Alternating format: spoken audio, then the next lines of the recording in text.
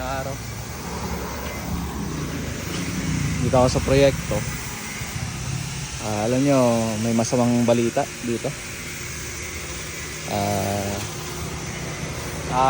Masama sa loob, nakakasama ng loob dahil alam mo yun, provide mo kung ano yung mga materials na kailangan dito sa site.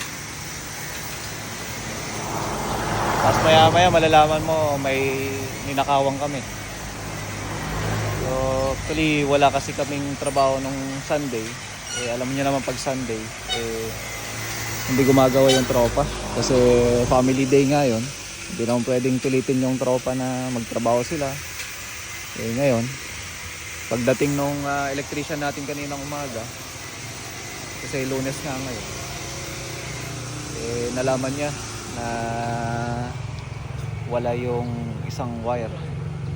So mahirap tawag nun, yung sabihin mo na uy, ikaw ang kumuha, ganito, ganyan, ganyan.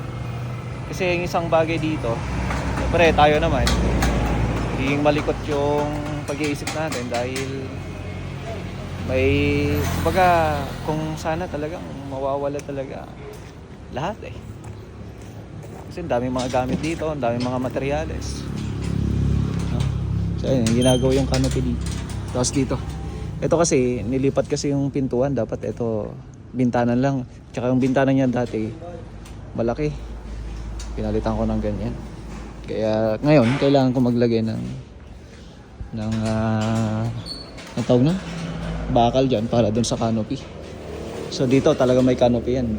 Dito dapat yung main door, kaya nandyan yung panel box. So nakakalungkot. Alam niyo yun, yung mga ibang wires namin dito meron tayo.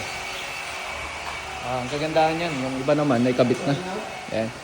So parang kako, magagaya tayo sa sa Tagudin, Ilocos. Yan, kagaya na yung mga wire nyo, no? Yan. Pero isang bagay dito, yung isang araw na wala kami, nakakapagtaka, yung isang wire na box nawala. Wala kung nangyari, mahirap mag-point out, mahirap magsabi na kayo yung gumawa, may pumasok dito na hindi natin alam. So yung mga ganun, nakakalungkot. Alam niyo yan, yung gamit mo, hindi mawapan yan mapapalitan yan. Pero minsan yung tiwala hindi na may babalik. So hindi ko naman sinasabi na yung mga tropa, kasi open nga tong site. So eventually